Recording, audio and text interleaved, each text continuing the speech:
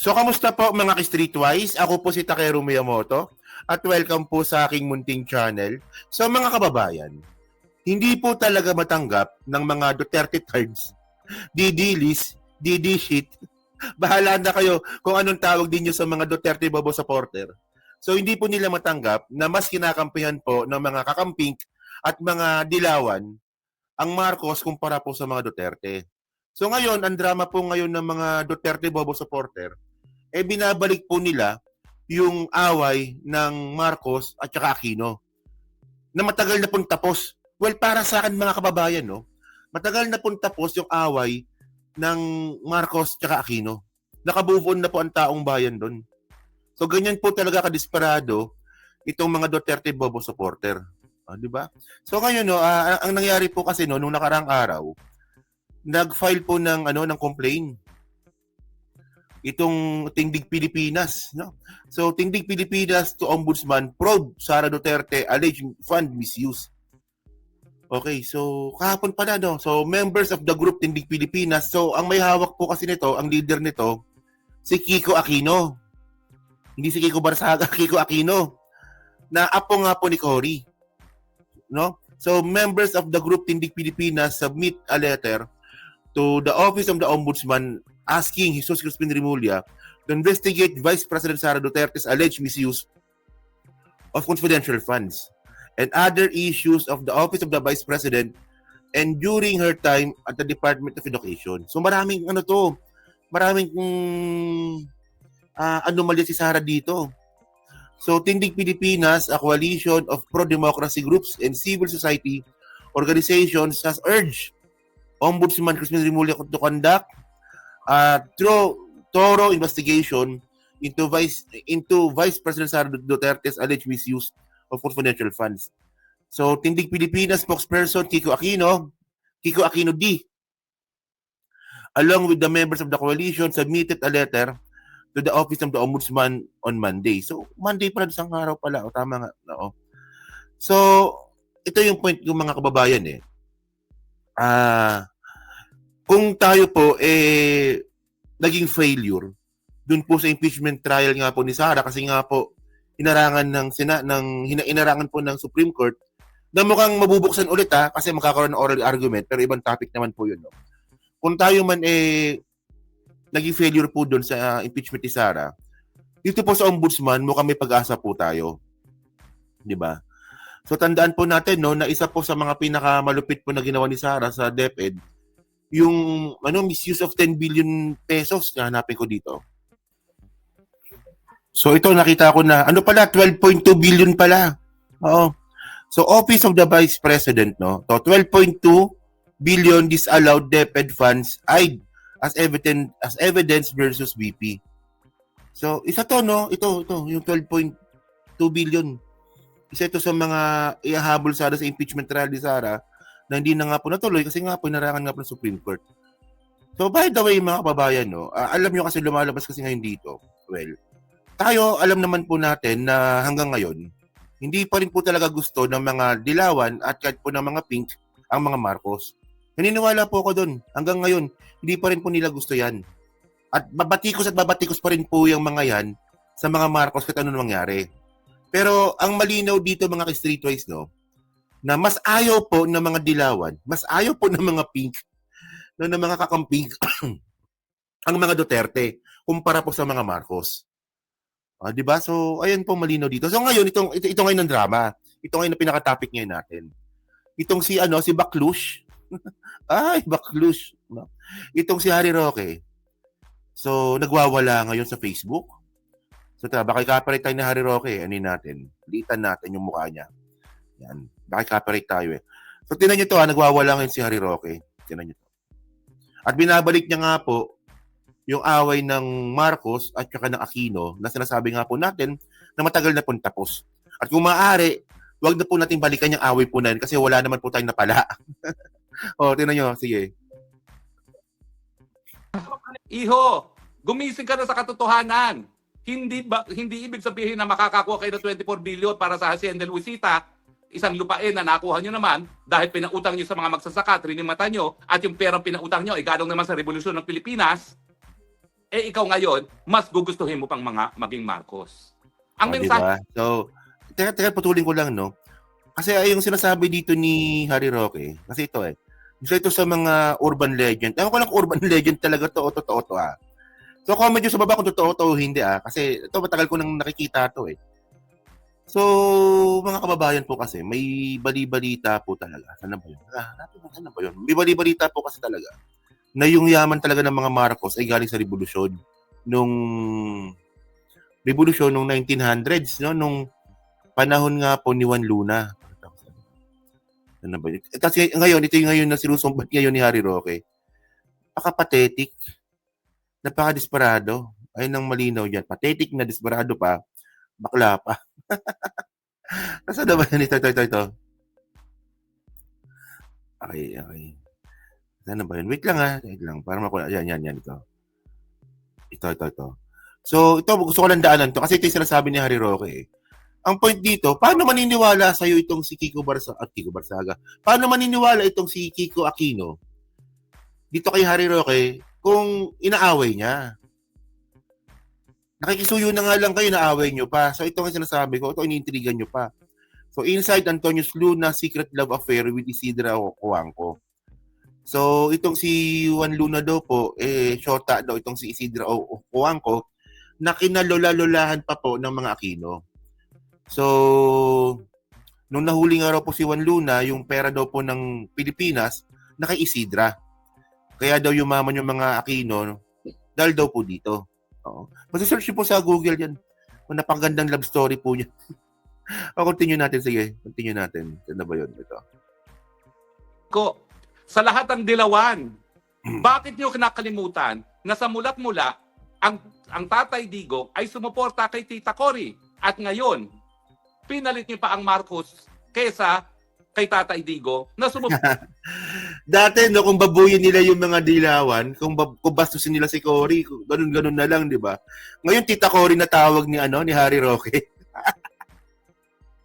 Ayos, no, plastic talaga tong hayop na to. Sige. Suporta kay Tita Cory. Bakit niyo tututulan si BP Sara bilang karapat-dapat na tagapagpalit o papalit kay Marcos Jr. dahil nga sa kanyang korupsyon sang-ayon sa saligang batas na iniwan bilang legacy ni Tita Cory? Gumising na kayo sa katotohanan. Kung talaga kayo naniniwala sa malinis na pamumuno, wala pong bahid ng korupsyon si Sara Duterte. Yung kita mo, di ba?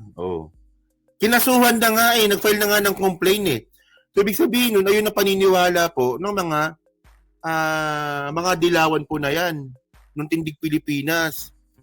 Walang bayad ng korupsyon si Sara Duterte. Kinasuhan na nga. Nag-complain na nga. May ebidensya pa nga. So, ang point ko nga dito, no, paano maniniwala itong mga kakamping na to, itong mga dilawan na to, kay Harry Roque, kung inaaway mo, huwag mong awayin. Nakikisuyo ka na nga lang, inaaway mo pa. Ganun talaga kapag, baklita. Confidential funds po, binigyan na tayo ng isang pinaggamitan. Yung korupsyon ni Zaldico sa pagsusupply ng mga laptop sa DepEd. Yan po, isa sa mga bagay na ginamitan ng intelligence funds. Bakit hindi naman masiwalat kung paano ginastos ang confidential fund? Kiko, pinag-aral ka naman ng iyong mga magulang. Ano ba ibig sabihin ng confidential? Ang confidential ba sinisiwalat sa publiko? Di ba ang confidential? Hindi sinisiwalat, kaya nga confidential ang tawag. Mahiya ka naman sa lolo mong Ninoy at saka sa lola mong Cory kung hindi ka nakakaintindi sa confidential, as in private, as in not for public disclosure. At bakit 150 million ang pupuntiryahin mo? Ang puntiryahin mo yung halos 6 billion na confidential fund ni Marcos Jr. Ayan kaya na naman tayo. So ngayon ito, no, in the first place, no, doon niyo po makikita na sobrang inconsistent po talaga ni Harry Roque. Nasabi niya nung una, huwag niyong babatikusin yung confidential fund kasi nga secret nga po yan. Pero yung kay Bongbong Marcos, batikusin ninyo. Di ba parang gago lang? Di ba? Napaka-inconsistent Kiko, huwag mong babatikusin yung confidential fund kasi nga secret nga yan. Pero kay Marcos, yung batikusin mo. So, anong logic doon? Ano ba, babatikusin ba o hindi? Well, ang point ko mga kababayan, no? Yung confidential po ni PBBM na yan, ni Presidente Bongbong Marcos, kung may anomalya po yan, di ba, babatikos po tayo dyan. Di ba? Pero ang point natin dito, alam naman po natin yung sobrang pagkakaiba po talaga. Nung panahon nga po ni Digong, malaki rin, alos parehas lang po, parehas lang talaga. Nung panahon po ni Digong, parehas lang po yung confidential fund, yung amount ni PBBM tsaka ni Digong. Pero tingnan mo naman, ano nangyari? Di ba? Palpak-palpak po yung intelligence ni Digong. O nagkaroon tayo ng yung maute. Imbis na napigilan, pinabayaan na nagkaroon pa ng giyera. O nasa yung intelligence doon? At ang malupit dito, di ba, binastos po tayo ng China. Hindi man lang tayo lumaban. So nasan po yung intelligence fund doon? O, kay PBBM mga kababayan, nagkaroon ba ng giyera ngayon? Like maute? O, for example ito, yung destabilization po laban kay PBBM, yung papatay si PBBM, o nalaman nila yan because of confidential fund. O pati rin po yung ginagawa po ng China sa atin. O, nakakalaban po tayo sa China because of confidential fund. Merong napagpuntahan. Ngayon, kung merong mga anomalya dyan, at merong ebidensya po talaga na may anomalya yung confidential fund nga ni PBBM, babatikusin po natin. Pero malupit po kasi kay Sara Duterte po kasi merong anomalya. Di ba, in the first place po mga kababayan, DepEd may confidential fund. Anong intelligence ninyo dyan? Anong imbestigahan ninyo? OVP may confidential fund? Bubusin. Sige na. Pero ang point natin dito, no, ganyan po talaga natin makikita kung gaano po kadesperado itong mga DDS o mga DD shit. Tulad nga po ni Harry Roque. Na ngayon, no, dati inaaway-away nila, na binastos-bastos po nila yung mga dilawan. Ngayon po, nanlilimos po sila ng suporta. Ito po mga kababayan sinasabi natin, no, tayo po, hindi po natin inaasahan na eventually at apparently, magiging kakampi po natin itong mga kakamping. Pero ang ginawa ba natin, inaway ba natin yung mga kakamping? Hindi. Di ba? Para-paras tayo na paniniwala, Pilipino naman po tayo lahat, o magsuportahan na lang po tayo. Pero eventually, alam naman po natin na hindi talaga nila gusto ang mga Marcos. Pero at least, mga kababayan, pag yung mga dilawan bumatikos, base po sa prinsipyo, base sa filosofiya, at base sa paniniwala nila. Hindi po katulad ng mga DDS kung makapag-batikos sa presidente, hindi po batikos, paninira. Yung bangag, adik, mga akusasyon na walang ebidensya. So ayun na pagkakaiba. Okay, continue natin, sige. Ang pumatay sa lolo mong Ninoy, si Marcos Sr. Huwag kang kumampi sa mga Marcoses. Pinatay niya ang lolo mo. Ano ka ba? Pinatay pala, di ba, abogado ka? Ba't di mo dinimanda? Abogado ka, di ba? Matagal mo palang alam ang pumatay pala kay Ninoy si Marcos. Actually, matagal ng issue yan, no? Kung sino pumatay kay Marcos. No? Sabi daw nila, sabi daw nila, pamilya Aquino din daw po nagpapatay kay Ninoy. May ganung may ganung teorya. Sabi daw, Marcos daw. Di ba? So, sabi daw, NPA. Well, nakakatawa si Roque. Gumising ka naman. Huwag ka magpabulag sa 24 billion na alam ko, malaki ang party mo. Dahil ikaw ay eredero. Unahin mo muna naman yung kasaysayan, hindi lang ng pamilya mo, kung hindi ng Pilipinas. Magnanakaw ang mga Marcos. Mamamatay tao ang mga Marcos. Nagtotorture ang mga Marcos. Nagdedesperasido ang mga Marcos. Binebenta... Parang baliktad no? Ang magnanakaw po si Digong kasi 2017, ang Pilipinos po ang pinakakurakot sa buong mundo. Mamamatay tao po at nagtotorture po ang Duterte.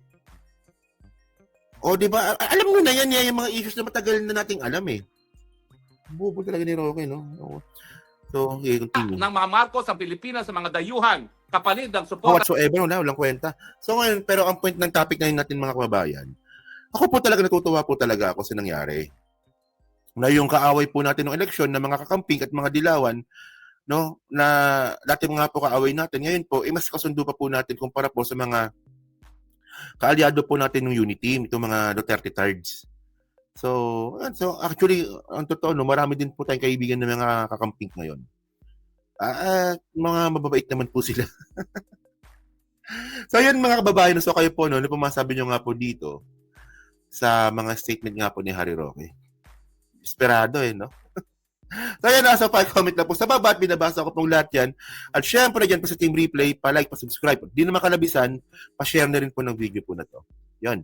So thank you mga ka-Streetwise. Kita na lang ulit tayo sa susunod nating content. So thank you, salamat, and bye-bye.